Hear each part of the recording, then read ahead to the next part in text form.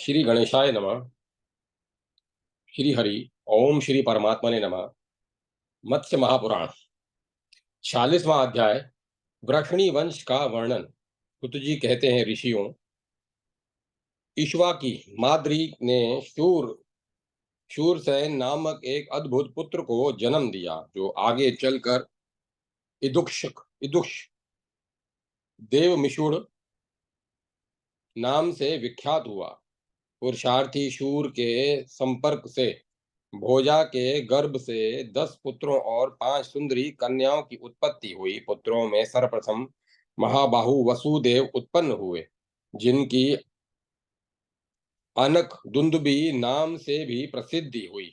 उसके बाद देवमार्ग का जन्म हुआ। तत्पश्चात पुनः देवश्रवा, अनाधृष्टि, शिनी, नंद, सृजय, श्याम, शमिक और संयुग पैदा हुए। कन्याओं के नाम हैं श्रुतकीर्ति, प्रथा, श्रुता देवी, श्रुतश्रवा और राजाधि देवी। ये पांचों शूरवीर पुत्रों की माताएं हुई। कृत की पत्नी श्रुत देवी ने सुग्रीव नामक पुत्र को जन्म दिया। केकय देश की राजमहेश्वी श्रुतकीर्ति के गर्भ से राजा अनुव्रत ने जन्म लिया। चेदी नरेश की पत्नी श्रुतश्रवान के गर्भ से एक सुनिथ नामक पुत्र उत्पन्न हुआ, जो अनेकों प्रकार के धर्मों का आचरण करने वाला एवं शत्रुओं का विनाशक था। तत्पश्चात शूर ने अपनी प्रथा नामनी कन्या को मित्रता वश वृद्धा राजा कुंती भोज को पुत्री रूप में दे दिया। इसी कारण वसुदेव की बहन और प्रथा कुंती नाम से विख्यात हुई। उसे वसुदेव ने पांडु को पत्नी रूप में प्रदान किया था। उस अनिक सुंदरी पांडु पत्नी कुंती ने पांडु की वंश वृद्धि के लिए पति की आज्ञा से महारथी देवपुत्रों को जन्म दिया था। उनमें धर्म के संयोग से युधिष्ठिर पैदा हुए। वायु के संपर्क से वृकोधर भीमसेन का जन्म हुआ और इंद्र के समान ही पराक्रमी धनंजय अर्जुन ही की उत्पत्ति हुई। साथ ही अश्वनी कुमारों के संयोग से माद्री के गर्भ से रूपशील और सद्गुणों से समन्वित नकुल और सहदेव पैदा हुए, ऐसा हम लोगों ने सुना है। अनाक दुंदुबी वसुदेव के संयोग से रोहिणी, उनकी 24 पत्नियों में प्रथम, ने विश्वविख्यात ज्येष्ठ पुत्र राम बलराम को, तत्पश्चात प्रिय पुत्र सारण, दुर्दुम, दमन, सुभ्रु, पिंडराक और महाहनु को प्राप्त किया। उनकी दूसरी पत्नी पौरवी के भी भद्र सुभदादि पुत्र हुए। इसी प्रकार रोहिणी के गर्भ से चित्रा और अक्षी नाम वाली अथवा सुंदर नेत्रों वाली 2 कन्याएं भी पैदा हुई। वसुदेव जी के संपर्क से देवकी के गर्भ से सुषेण, कीर्तिमान, उदार, भद्रसेन, भद्रवाश और छठा भद्रविदेह नामक पुत्र उत्पन्न हुए थे, जिन्हें कंस ने मार डाला। फिर उसी समय देवकी के गर्भ से आयुष्मान लोकनाथ महाबाहु प्रजापति श्री कृष्ण उत्पन्न हुए। श्री कृष्ण के बाद उनकी छोटी बहन शुभभाषिणी सुभद्रा पैदा हुई। तदंतर देवकी के गर्भ से महान तेजस्वी एवं महान यशस्वी शूरी नामक पुत्र उत्पन्न हुआ। ताम्रा के गर्भ से शौरी कुल का उद्वहन करने वाला सहदेव नामक पुत्र पैदा हुआ। देवरक्षिता ने उपासंगधर नामक पुत्र को और एक सुंदरी कन्या को, जिसे कंस ने मार डाला, उत्पन्न किया। विजय, रोचमान, वर्धमान और देवल, ये सभी महान आत्मबल से संपन्न पुत्र उपदेवी के गर्भ से पैदा हुए थे।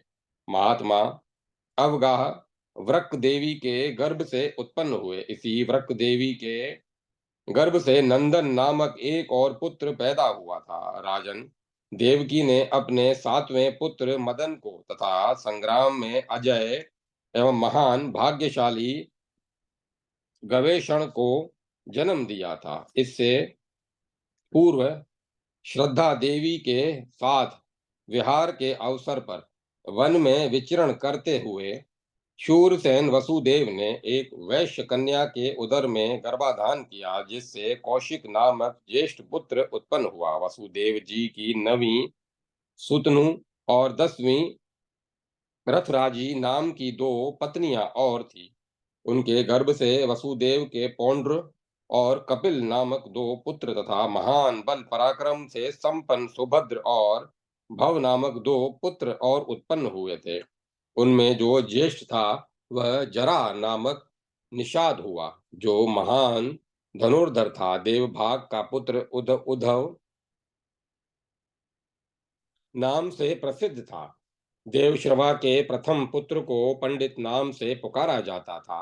यशस्विनी इक्ष्वाकी ने अनाधृष्टि के संयोग से शत्रु संहारक निधुत नामक पुत्र को प्राप्त किया। निधुत से श्राद्ध की उत्पत्ति हुई। संतानहीन पुरुष पर प्रसन्न होकर श्री कृष्ण ने उसे एक सुचंद्र नामक पुत्र प्रदान किया था, जो महान भाग्यशाली पराक्रमी और महाबली था। जामवती के चारुदेशन और सांब ये दोनों पुत्र उत्तम लक्षणों से युक्त, पराक्रमी और महान बल संपन्न थे। नंदन के तंतीपाल और तंती नामक 2 पुत्र हुए। शमिक के चारों पुत्र विराज, धनु, श्याम और सृजय अत्यंत पराक्रमी और महाबली थे। इनमें श्याम तो संतानहीन हो गए और शमिक भोज वंश के आचार विहार की निंदा करता हुआ वन में चला गया। वहां आराधना करके उसने राजऋषि की पदवी प्राप्त की। जो मनुष्य भगवान श्री कृष्ण के इस जन्म एवं अभ्युदय का नित्य कीर्तन पाठ अथवा श्रवण करता है, वह समस्त पापों से मुक्त हो जाता है। इस प्रकार श्री मत्स्य महापुराण के सोमवंश वर्णन प्रसंग में वृषणिक वंशानुकीर्तन नामक 46वां अध्याय संपूर्ण हुआ। जय माता सरस्वती। जय मां सरस्वती। 47वां अध्याय श्री कृष्ण चरित्र का वर्णन, दैत्यों का इतिहास तथा देवासुर संग्राम के प्रसंग में विभिन्न अवान्तर कथाएं। सुत जी कहते हैं, ऋषियों, पूर्व काल में जो प्रजाओं के स्वामी थे, वे ही देवादिदेव महादेव श्री कृष्ण लीला विहार करने के लिए मृत्यु लोक में मानव योनि में अवतीर्ण हुए। वे वसुदेव जी की तपस्या से देवकी के गर्भ से उत्पन्न हुए। उनके नेत्र कमल सदृश अति रमणीय थे। उनके 4 भुजाएं थी। उनका दिव्य रूप दिव्य कांति से प्रज्वलित हो रहा था और उनका वक्ष स्थल श्रीवत्स के चिन्ह से विभूषित था। वासुदेव जी ने इन दिव्य लक्षणों से संपन्न श्री कृष्ण को देखकर उनसे कहा, प्रभो, आप इस रूप को समेट लीजिए। देव, मैं कंस से डरा हुआ हूं, इसीलिए आपसे ऐसा कह रहा हूं, क्योंकि उसने मेरे उन अत्यंत पराक्रमी 6 पुत्रों को मार डाला है, जो आपसे ज्येष्ठ थे। वसुदेव जी की बात सुनकर अच्युत भगवान ने शूरनंदन वसुदेव जी को अपने को नंद के घर पहुंचा देने की आज्ञा देकर उस प्रकार उस रूप का संवरण कर लिया। तब वसुदेव जी उन्हें नंदगोप के घर ले गए और उन्हें नंदगोप के हाथ में समर्पित करके यूं बोले, सुखे सखे, इस बालक की रक्षा करो, इससे यदुवंशियों का सब प्रकार से कल्याण होगा। देवकी के गर्भ से उत्पन्न हुआ यह बालक कंस का वध करेगा। ऋषियों ने पूछा, सुत जी, ये वसुदेव जी कौन थे, जिन्होंने भगवान विष्णु को पुत्र रूप से उत्पन्न किया और जिन्हें भगवान तात पिता कहकर पुकारते थे, तथा यशस्विनी देव की कौन थी, जिन्होंने भगवान को अपने गर्भ से जन्म दिया। साथ ही ये नंदगोप कौन थे, तथा महाव्रत परायणा यशोदा कौन थी, जिन्होंने बालक रूप में भगवान का पालन पोषण किया। सुत जी कहते हैं, ऋषियों, पुरुष वसुदेव जी कश्यप हैं और उनकी प्रिय पत्नी देव की अदिति प्रकृति कही गई है। कश्यप ब्रह्मा के अंश हैं और अदिति पृथ्वी का। देव की देवी ने अजन्मा और महात्मा परमेश्वर से जो कामनाएं की थी, उन सभी कामनाओं को महाबाहु श्री कृष्ण ने पूर्ण किया। वे ही योगात्मा भगवान योग माया से के आश्रय से समस्त प्राणियों को मोहित करते हुए मानव शरीर धारण करते करके भूतल पर अवतीर्ण हुए। उस समय धर्म का हास्य हो चुका था, अतः धर्म स्थापना और असुरों का विनाश करने के लिए उन सामर्थ्यशाली विष्णु ने वृषणी कुल में जन्म धारण किया। रुक्मणी, सत्यभामा, नग्रजीत की कन्या सत्या, सुभामा, शेब्या, गांधार राजकुमारी लक्ष्मणा, मित्रविंदा देवी कालिंदी, जामवती, सुशीला, भद्र राजकुमारी कौशला तथा विजया आदि 16,000 देवियां श्री कृष्ण की पत्नियां थी। रुक्मणी ने 11 पुत्रों को जन्म दिया जो सभी युद्ध कर्म में निष्णात थे। उनके नाम हैं महाबली, प्रद्युम्न, रणशूर, चारुदेषण, सुचारु, भद्रचारु, सुदेष्ण, भद्र, परशु, चारुगुप्त, चारुभद्र, सुचारुक और सबसे छोटा चारुहास। रुक्मणी से एक चारुमती नाम की कन्या भी उत्पन्न हुई थी। सत्यभामा के गर्भ से भानु, भ्रमतेक्षण, रोहित, दीप्तिमान, ताम्र, चक्र और जलंध नामक पुत्र उत्पन्न हुए थे। उनकी 4 छोटी बहनें भी पैदा हुई थीं। जामवती के संग्राम शोभी सांब नामक पुत्र पैदा हुआ। श्रेष्ठ सुंदरी मित्रविंदा ने मित्रवान और मित्रविंद को तथा नागरजीती सत्या ने मित्रबाहु और सुनित को पुत्र रूप में जन्म दिया। इसी प्रकार अन्य पत्नियों से भी हजारों पुत्रों की उत्पत्ति समझ लीजिए।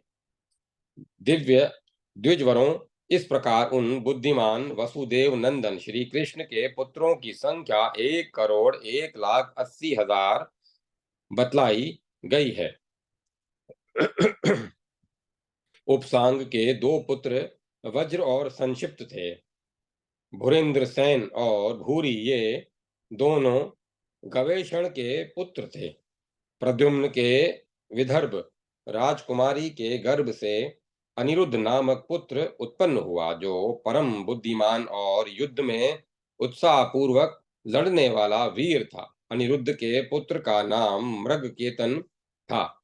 पार्श्वनंदिनी कश्या ने सांब के संयोग से ऐसे 5 पुत्रों को जन्म दिया जो तरस्वी एवं फुर्तीले, सत्यवादी, देवों के समान सौंदर्यशाली और शूरवीर थे। इस प्रकार प्रबल शूरवीर एवं महात्मा यादवों की संख्या 3 करोड़ थी। उनमें 60 लाख तो महाबली और महान पराक्रमी थे। ये सभी महान ओजस्वी देव यादव देवताओं के वंश अंश से ही भूतल पर उत्पन्न हुए थे।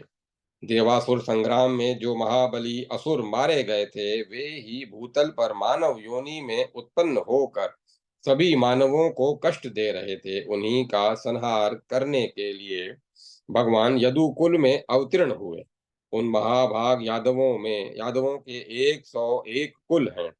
ये सब के सब कुल विष्णु से संबंधित कुल के अंदर ही वर्तमान थे। भगवान विष्णु श्री कृष्ण उनके नेता और स्वामी थे तथा वे सभी यादव श्री कृष्ण की आज्ञा के अधीन रहते थे, ऐसा कहा जाता है। ऋषियों ने पूछा, सुत जी, सप्तऋषि कुबेर, यक्ष, मणिचर, मणिभद्र, शालिंग, नारद, सिद्ध, धनवंतरी और देव समाज, इन सब के साथ आदि देव भगवान विष्णु संगबद्ध होकर किस लिए अवतीर्ण होते हैं?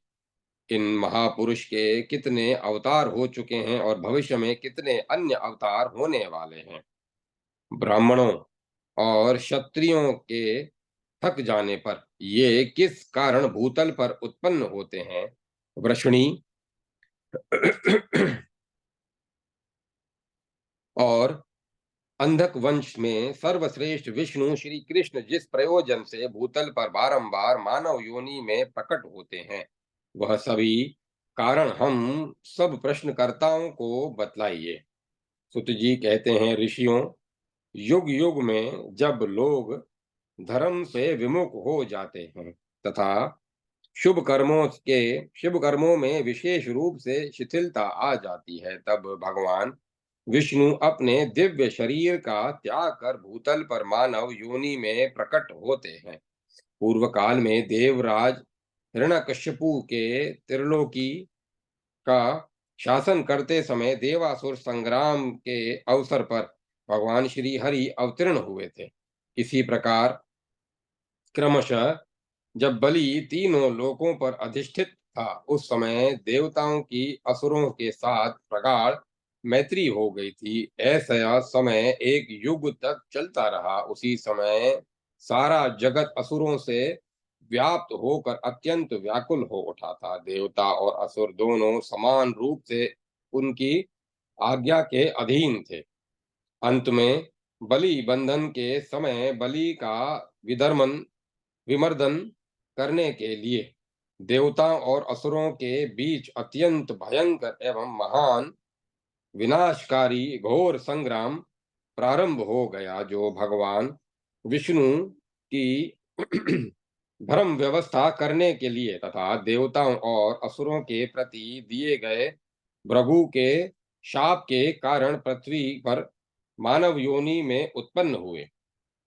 ऋषियों ने पूछा, सुत जी, उस समय भगवान विष्णु देवताओं और असुरों के लिए अपने आप इस अवतार रूप कार्य में कैसे प्रयोग प्रवृत्त हुए थे तथा वह देवसुर संग्राम जिस प्रकार हुआ था, वह सब हम लोगों को बतलाइए। सुत जी कहते हैं, ऋषियों, पूर्व काल में वराह आदि 12 अत्यंत भयंकर देवासुर संग्राम भाग प्राप्ति के निमित्त हुए थे। ये सभी युद्ध षंडामर्क के पुरोहित काल में घटित हुए बतलाए जाते हैं। मैं संक्षेप में नाम निर्देशानुसार उनका वर्णन कर रहा हूं, सुनिए। प्रथम युद्ध नरसिंह नरसिंह अवतार में, दूसरा वामन, तीसरा वराह अवतार में और चौथा अमृत मंथन के अवसर पर हुआ था। पांचवा तारकामय संग्राम घटित हुआ था। इसी प्रकार छठा युद्ध आंडवक, सातवां त्रिपुर त्रिपुर संबंधी, आठवां अंधक, नवा व्रत घातक, दसवां धात्र या व्रात्र, 11वां हलाहल और 12वां भयंकर संग्राम कोलाहल के नाम से विख्यात है।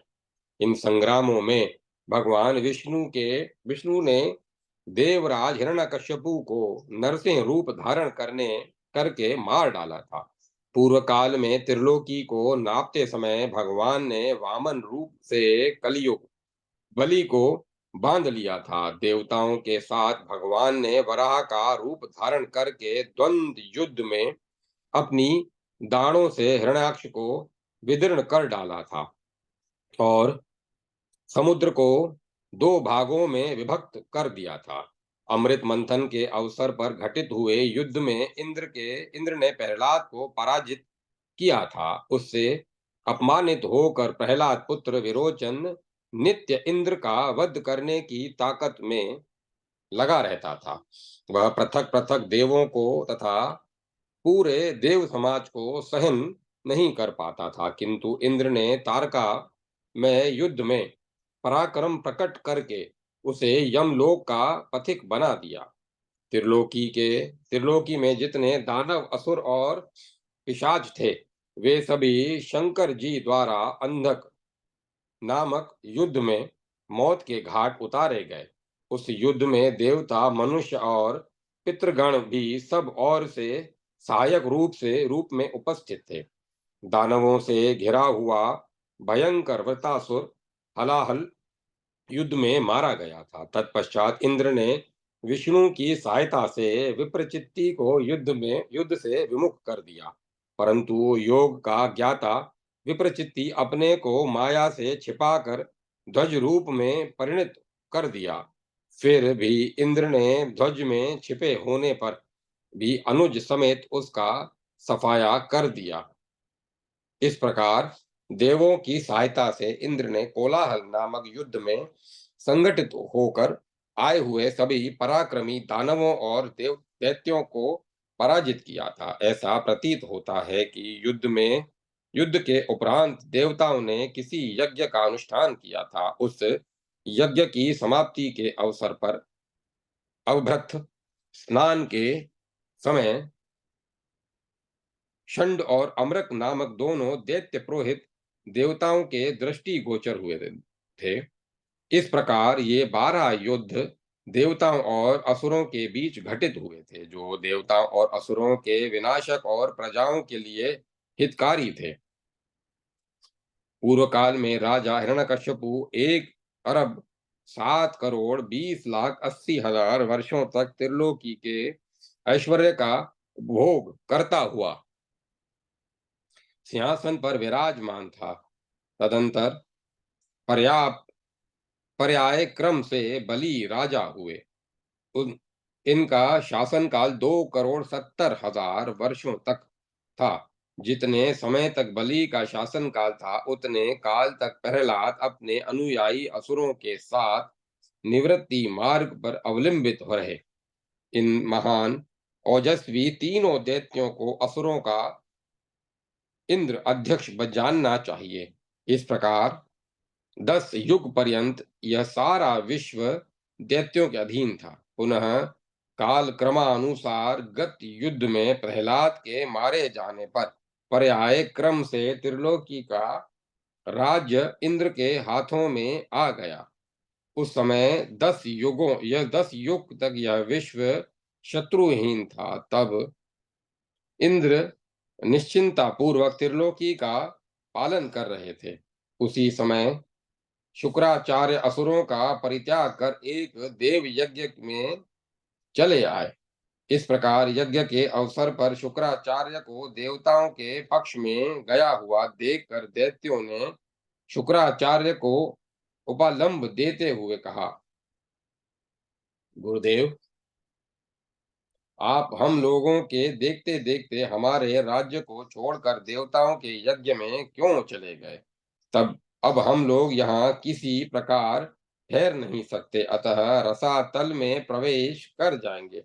दैत्यों के इस प्रकार गिड़गिड़ाने पर शुक्राचार्य उन दुखी दैत्यों को मधुर वाणी से सांत्वना देते हुए बोले, असुरों, तुम लोग डरो मत। मैं अपने तेजो बल से पुनः तुम लोगों को धारण करूंगा, अर्थात अपनाऊंगा, क्योंकि त्रिलोकी में जितने मंत्र, औषधि, रस और धन संपत्ति हैं, वे सब के सब मेरे पास हैं। इनका चतुर्थांश ही देवों के अधिकार में है। मैं वह सारा का सारा तुम लोगों को प्रदान कर दूंगा, क्योंकि तुम ही लोगों के लिए ही मैंने उन्हें धारण कर रखा है। तदंतर जब देवताओं ने देखा कि बुद्धिमान शुक्राचार्य ने पुनः असुरों का पक्ष ग्रहण कर लिया है, तब विचारशील देवगण समग्र राज्य ग्रहण करने के विषय में मंत्रणा करते हुए कहने लगे, भाइयों, ये शुक्राचार्य हम लोगों के सभी कार्यों को बलपूर्वक उलट पलट देंगे। अतः ठीक तो यही होगा कि जब तक ये उन असुरों को सिखा पढ़ाकर बलि नहीं बना देते, उसके पूर्व ही हम लोग यहाँ से शीघ्र चलें और उन्हें बलपूर्वक मार डालें तथा बचे हुए लोगों को पाताल में भगा भाग जाने के लिए विवश कर दें। ऐसा परामर्श करके देवगण दानवों के निकट जाकर उन पर टूट पड़े। इस प्रकार अपना संहार होते देखकर असुरगण शुक्राचार्य की शरण में भाग चले। तब शुक्राचार्य ने असुरों को देवताओं द्वारा खदेड़ा गया देखकर तुरंत ही उनकी रक्षा का विधान किया। इससे उल्टे देवता ही असुरों द्वारा पीड़ित किए जाने लगे। तब देवगण वहां शुक्राचार्य को निशंक भाव से स्थित देखकर असुरों के सामने से हट गए। तदंतर ब्राह्मण शुक्राचार्य पूर्व में घटित हुए वृतांत का स्मरण करते हुए बहुत सोच विचार कर असुरों से हितकारक वचन बोले। असुरों वामन द्वारा अपने 3 पगों से बलि द्वारा शासित संपूर्ण त्रिलोकी का राज्य छीन लिया गया। बलि बांध लिया गया। जम्बा जम्बासुर का वध हुआ और विरोचन का भी निधन हुआ।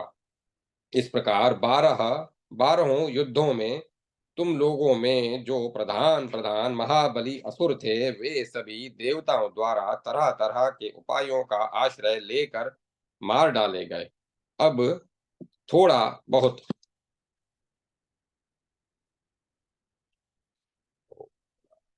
ओम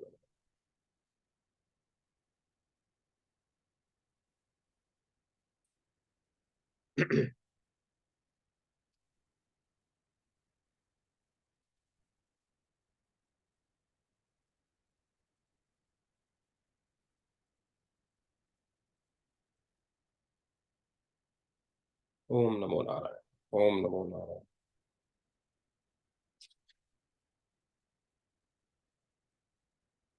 ओम ओम ओम ओम नमो नारायण। ओम ओम ओम नमो नारायण।